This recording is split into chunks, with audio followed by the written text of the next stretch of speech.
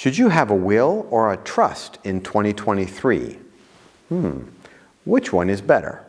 In this video, we're going to cover the differences between a will and a trust in 2023 so that you can understand more about what they do and make a better decision for yourself as to which one might be best suited for you. But first, who am I? Hi, I'm Mike Pugh. I'm a professional estate planner here in Bristol, United Kingdom. I've been at this for over 10 years. I've got over 2,000 clients with over £650 million in client estates. And I'll share everything I know about estate planning and succession planning and making sure that the money stays with your family if you subscribe to this channel. Okay, a will or a trust in 2023. Which one do I need? Both are legal documents that manage the transfer of your assets from yourself to your intended recipients, your beneficiaries. But they both have major differences in what they do and when they do it. A will, which most people understand loosely, is a legal document that will move your assets from your estate to your beneficiaries. However, all your assets remain in your name, and the document's only effective after you've died. A trust also can move assets to your beneficiaries, but it can also be effective whilst you're alive, actually giving you the benefits of the protections that it can provide. Also, it will remove your name as the legal owner of the item, and it will be owned by the trust. This is a major difference when it comes to taxes and other elements of protection, because remember, if you own something, it can be taken from you, and if you don't own it, they can't take it. One of the key benefits to a will is a will allow you to appoint guardians for minor children. Let's be clear, when you're in your 30s and 40s, your wealth is never going to be your home, it's going to be your kids. And so frankly speaking, if you and your partner are in the car and the car doesn't arrive, who's going to take care of the kids is a general and real concern for most young families. So if your wealth is your children, it's the will that will allow you to appoint who the guardianship will be for the children, should God forbid you not make it home that night. A trust is not designed to deal with the guardianship issue. So if you've got children under the age of 18, you absolutely need to have a will. Let's be clear. That only makes sense, right? When you pass away and you have a will, all of your assets are in your name for the purposes of taxes, both inheritance taxes and the settlement of the estate. And all of the assets are automatically frozen until the estate can be put through probate and estate administration. So what will need to happen is your executors will apply for a grant of probate on your estate. And remember, your executors are probably your family members, maybe your spouse, maybe your siblings, what have you. These are the people who are going to be left with the responsibility of dealing with all the legals and tax issues related to your estate after you've died by getting that estate through probate and estate administration. So they're going to have to apply for a grant of probate from the government in order to legally distribute your assets, to legally distribute your estate. This means they're going to have to file any taxes, get the date of death balances on the bank accounts, deal with the funeral, just a whole bunch of things that they're going to have to go through, and it can take a long time. The minimum amount of time required to get a grant of probate currently is about 9 months. In fact, most people don't even realize this. You're not even allowed to apply for a grant of probate until the death is at least 3 months old. Because people sometimes say, oh wow, Mike, I got the whole probate done in less than 2 months. And the short answer is no, you didn't do it legally.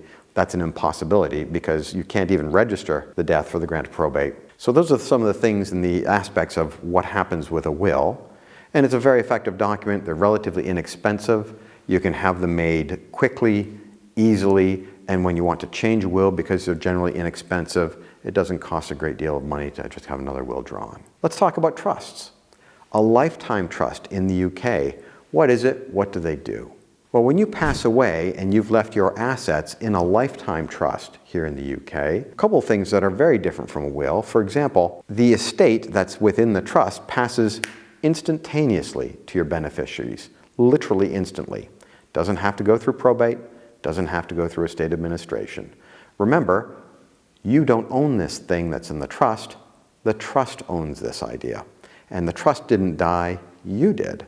So the assets that are in trust go instantly to the next beneficiaries in the trust. This means that your assets are never frozen. Unlike an estate, your bank accounts won't be frozen, your property won't be frozen, the family can deal with the property instantaneously, which most people, that's their largest value in their estate. And so you can get those monies to your beneficiaries, the people you love and care about the most, instantaneously, very quickly. So not having your assets frozen because they're in a trust makes things a little bit smoother for the family. They don't have to go through the 9 months to a year of probate and estate administration. This is a big deal. Who wants to wait a year in this day and age when we have almost instant everything, right? The fact that these government systems and these processes were developed 100, 200 years ago and do take time can be very frustrating to a lot of families.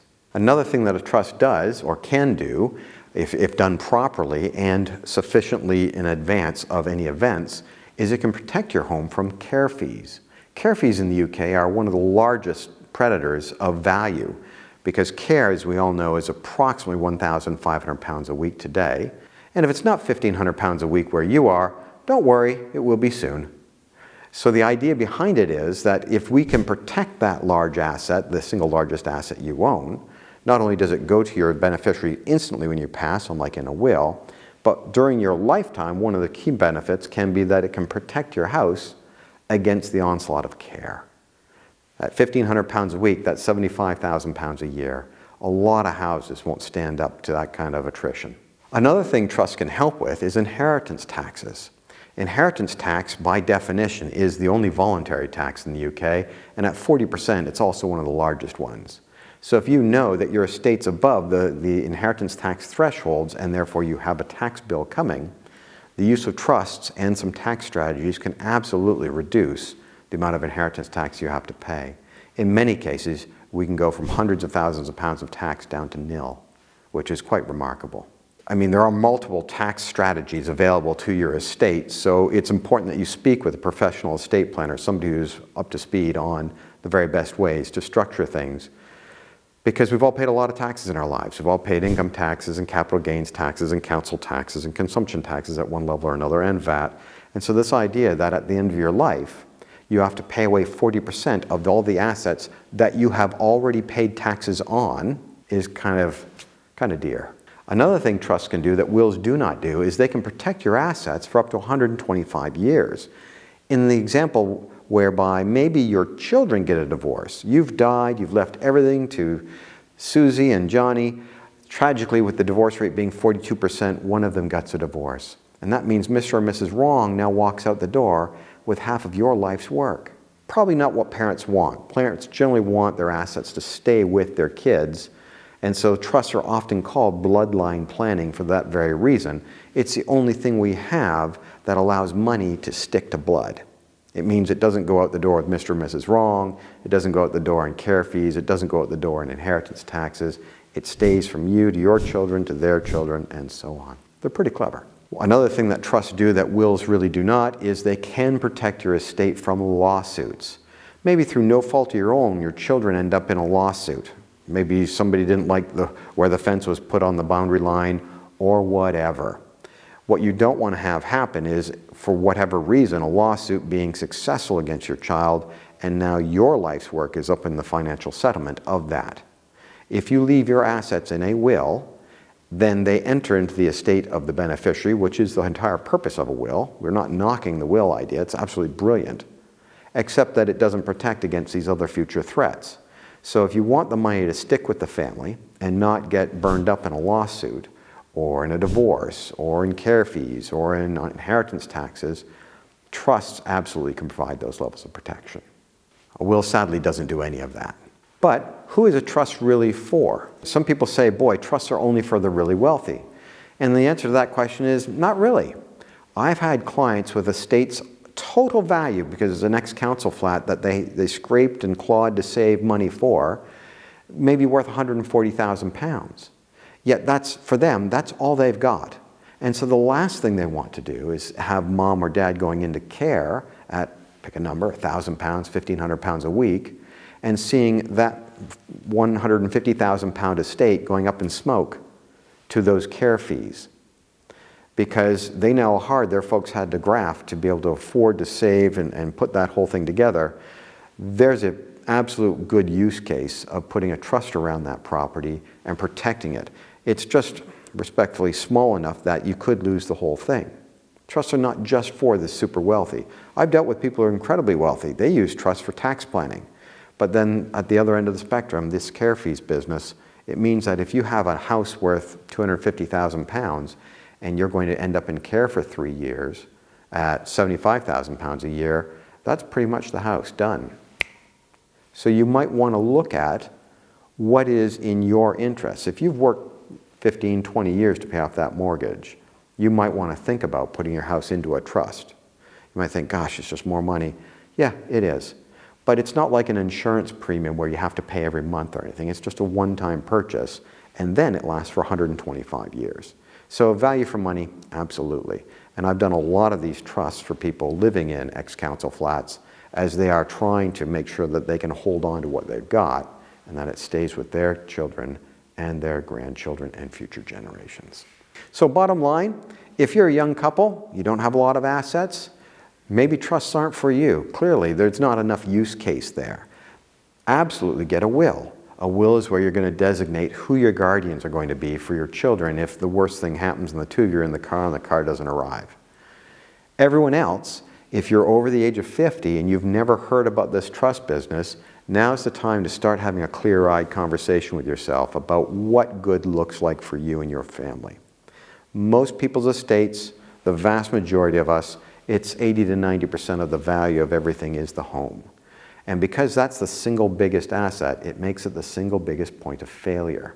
And if we don't protect it against the external threats that didn't even exist 30 years ago, back in the 90s, who was talking about care fees? Nobody. That wasn't a thing. Today, 40,000 homes a year are lost to care. So it's as real as the day is long. And it's worthwhile for you to take a moment to consider what that outcome tends to look like for you. Thank you for watching. I hope you found this helpful. If you need more information on why we believe the future is going to be a little more challenging for people over the age of 50, we've got a demographics video that talks about the lack of taxpayers in the ages of under 50. That's right here. And we've got other videos on how to protect your home against care fees right here.